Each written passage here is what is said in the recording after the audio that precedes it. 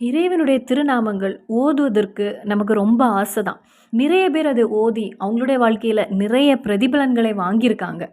இன்னைக்கு இப்போ இந்த வீடியோல நான் சொல்லக்கூடிய இந்த ஒரு திருநாமத்தை ஓதும்போது இறைவனுடைய சிம்மாசனம், இறைவனுடைய அர்ஷ் நடுங்கும். அதற்கு கூடவே இன்னொரு இஸ்மையை நாம் கற்றுக்கொள்வோம். இந்த ஒரு இஸ்மை நாம் ஓதும்போது யாருடைய முன்னிலும் சென்று கையை நீட்டி நிற்கக்கூடிய ஒரு நிலை நமக்கு வராது.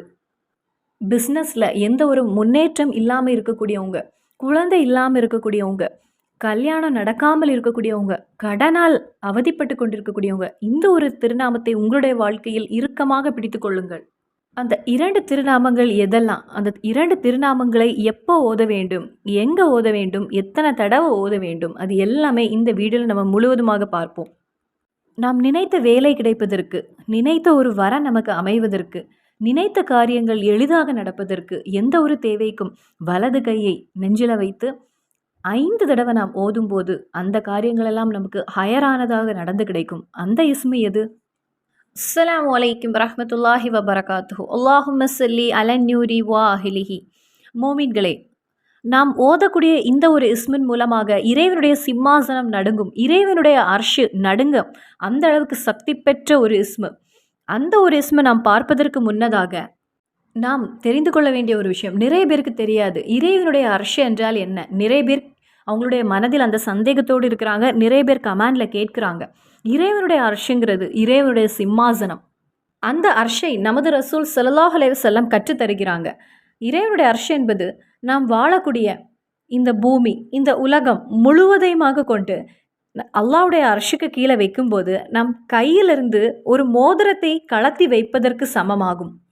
அதாவது கடலுக்கு முன்னாடி ஒரு மோதிரத்தை கலத்தி வச்சு அதை பார்க்க முடியுமா? கண்டிப்பாக முடியாது.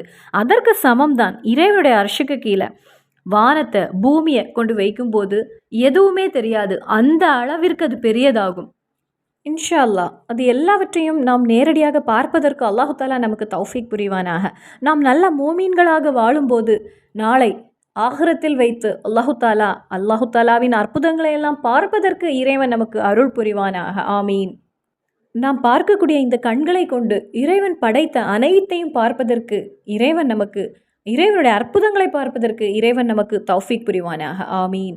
இறைவனுடைய அர்ஷன் நடுங்கும் போது இறைவன் அதை பார்ப்பான், இறைவன் அதை கவனிப்பான் என்பதாகும். அந்த அர்ஷன் நடுங்குவதற்கு என்ன காரணம் அப்படின்னு மலக்குகளை வைத்து இறைவன் பார்ப்பான் என்பதாகும்.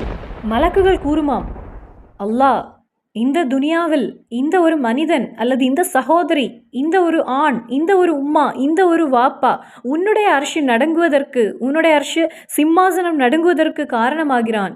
அவங்களுடைய துவாவை நீ ஏற்றுக்கொள், அந்த பாவப்பட்ட மனிதனின் துவாவை நீ ஏற்றுக்கொள் அப்படின்னு மலக்கு கூறுவதாக நமது ரசூல் ஸல்லல்லாஹு அலைஹி வஸல்லம் நமக்கு கற்று தந்திருக்காங்க.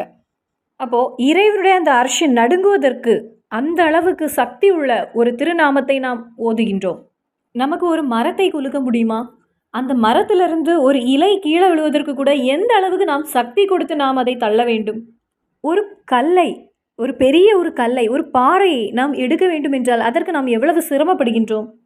இறைவனுடைய சக்தி பெற்ற அந்த அளவிற்கு பெரியதான அந்த ஒரு சிம்மாசனம், அந்த ஒரு அர்ஷ் நடுங்க வேண்டும் என்றால் நமது நாவிலிருந்து சில வார்த்தைகள் வந்தால் போதுமானது. இறைவனுடைய அர்ஷை பற்றி நாம் பேச தொடங்கினால் நிறைய நமக்கு இருக்கிறது, நிறைய அற்புதங்கள் இருக்கிறது, சொல்லிக்கொண்டே போகலாம்.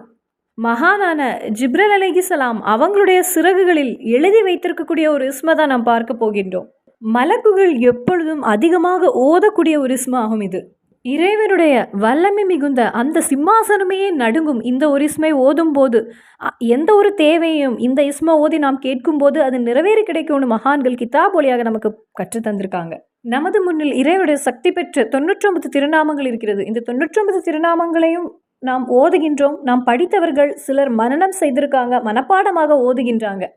அப்போ ஒவ்வொரு மூமீனும் தெரிந்து கொள்ளுங்கள், இறைவனுடைய அர்ஷியை நடுங்கும், இறைவனுடைய சிம்மாசனமே குலுங்கும். நமக்கு துவாவுக்கு ஹிஜாபத்து கிடைக்கக்கூடிய ஒரு இஸ்மு யா மாலிகுல் முல்கி யாதல் ஜலாலி வல் இக்ராம். இந்த ஒரு திருநாமத்தை கேட்கும் போதே நமக்கு ஒரு கம்பீரம் இருக்கிறது. யா மாலிகுல் முல்கி யாதல் ஜலாலி வல் இக்ராம் யா அல்லாஹ். இறைவனுடைய சக்தி பெற்ற சில திருநாமங்களை சேர்த்து ஓதக்கூடிய ஒரு துவாவாகும் இது. யா மாலிகுல் முல்கி யாதல் ஜலாலி வல்லிக்ராம் யா அல்லாஹ், ராஜாதி ராஜனாகிய அல்லாஹ், இந்த வானத்தையும் பூமியையும் சொர்க்கத்தையும் நரகத்தையும் ஜின்னையும் மலக்கையும் படைத்த ரப்பே. அப்படி அர்த்தம் வருகின்ற அந்த ஒரு இஸ்மு தான், அதாவது அனைத்தையும், இந்த உலகத்தையும் வானத்தையும் பூமியையும் சொர்க்கத்தையும் மலக்குகளையும் அனைத்தையும் படைத்து அதை ஆட்சி செய்கின்ற கண்காணிக்கின்ற வல்லமை மிகுந்த ரப்பே. இந்த யா மாலிகுல் முல்கி யாதல் ஜலாலி வலிக்ராம் யா அல்லாஹ் இந்த ஒரு திருநாமத்தை எந்த ஒரு அடியானாவது ஏதாவது ஒரு நேரத்தில் 15 தடவை ஓதி அல்லாஹு தஆலாவிடத்தில் அவன் மனதில் இருக்கக்கூடிய அந்த ஒரு தேவையை கேட்கும்போது அது ஹயரானதாக இருந்தால் அந்த ஒரு தேவை அல்லாஹு தஆலா நிறைவேற்றி கொடுப்பான் என்பதாகும். அப்போது ஒரு நாள் 15 தடவை இந்த ஒரு இஸ்மை ஓதி ரப்பிடம் கேட்கும்போது நமது வாழ்க்கையில் பல தேவைகள் நடக்கும், அற்புதங்களையும் அதிசயங்களையும் காணலாம். இனி மற்றொரு இஸ்மு இருக்கிறது. இந்த ஒரு இஸ்மை நமது எந்த ஒரு தேவை கேட்பதற்கு முன்னதாக இந்த ஒரு இஸ்மை 17 தடவை நாம் ஓத வேண்டும். தெரிந்து கொள்ளுங்கள், 17 தடவை.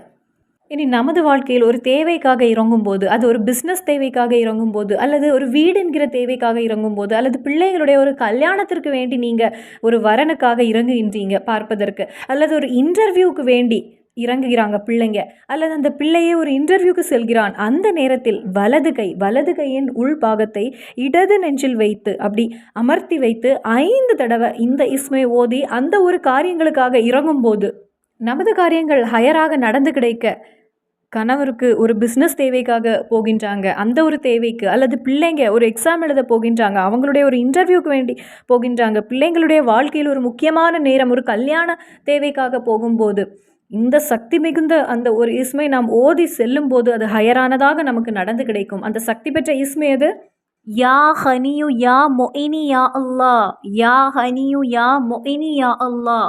அதாவது அல்லாஹு தஆலாவிடத்தில் எல்லாமே இருக்கிறது. செல்வமும் பணமும் ரிஸ்க்கும் அனைத்தும் அவனிடமே உள்ளது. நமது எந்த ஒரு கவலையும் எந்த ஒரு தேவையும், பணத்திற்காக ஒரு தேவைனாலும் அல்லது செல்வத்துக்கு அல்லது வசதிக்கு எதுவுமே நாம் அல்லாஹு தஆலாவிடத்தில் கேட்கின்றோம். ஆனால் அல்லாஹ் யாரிடமும் கேட்க வேண்டாம், ஏனென்றால் எல்லாமே அவனிடமே உள்ளது. நம்மை படைத்தவன் யாரிடமும் எதையும் கேட்பதற்கு தேவையில்லை, ஏனென்றால் அவன்தான் அனைத்தையும் படைத்தான், அவன்தான் நமக்கு வழங்குகின்றான். அப்போது எந்த ஒரு தேவை துஆ கேட்பதற்கு முன்னதாக 17 தடவை யா அனியு யா மொயினி யா அல்லாஹ் இந்த ஒரு இஸ்மை ஓதிக்கொள்ளுங்கள். இனி ஒரு வியாபார தேவைக்காக செல்வதற்கு முன்னதாக, அல்லது ஒரு இன்டர்வியூ, அல்லது ஒரு வேலை, அல்லது ஒரு கல்யாண யோசனைக்காக, அல்லது ஒரு இடத்தை முடிப்பதற்கு, எந்த ஒரு தேவைக்கும் சரி, வலது கையை இடது நெஞ்சில் வைத்து நல்லா அமர்த்தி வைத்து 5 தடவை இந்த ஒரு திருநாமத்தை ஓதி துஆ செய்துவிட்டு அந்த காரியங்களுக்கு இறங்குங்கள். அப்போ நாம் 2 இஸ்முகளை பார்த்தோம். 2 இஸ்முகளில் இறைவனுடைய சிம்மாசனம் அர்ஷும் நடுங்கக்கூடிய இஸ்மு. அர்ஷு இறைவனுடைய அல்லாஹு தஆலாவின் அந்த சிம்மாசனமே குலுங்கும் என்றால் அந்த இஸ்முடைய சக்தி எவ்வளவு இருக்கும். அப்போ இந்த புனிதமான வெள்ளிக்கிழமையில் 15 தடவை அந்த ஒரு இஸ்மை ஓதி ஜுமாவிற்கு பின்னர் அந்த ஒரு இஸ்மை நீங்கள் ஓதி அல்லாஹு தஆலாவிடத்தில் ஜுமா முடிஞ்சு அல்லது லொஹருடைய தொழுகையை தொழுதுவிட்டு அந்த முசல்லாவில் இருந்து 15 தடவை யா மாலிகுல் முல்கி யாதல் ஜலாலி வலிக்ராம் ஓதி துவா செய்யுங்கள். கண்டிப்பாக ஹிஜாபத்து உறுதியான ஒரு விஷயமாகும். இனி எந்த ஒரு தேவைக்காக இறங்குவதற்கு முன்னதாக உங்களது வலது கையை நெஞ்சில் வைத்து யா அனியு யா மொயினி யா அல்லாஹ், யா அனியு யா மொயினி யா அல்லாஹ் என்று 5 தடவை ஓதிவிட்டு அந்த காரியங்களுக்கு இறங்குங்கள். கண்டிப்பாக உங்களுடைய காரியங்கள் சிறப்பாக நடந்து கிடைக்கும். அல்லாஹ் தாலா எளிதானதாக ஆக்கி தருவான். இப்போ இன்றைக்கு வெள்ளிக்கிழமையில் கண்டிப்பாக இந்த திருநாமத்தை ஓதி ரப்பிடம் துவா செய்யுங்கள். நமது எல்லா தேவைகளையும் பூர்த்தி செய்து தருவான் அல்லாஹு தாலா. இன்ஷா அல்லாஹ். மறுபடியும் சந்திப்போம். அஸ்ஸலாமு அலைக்கும் வரஹ்மத்துல்லாஹி வபரகாத்துஹு.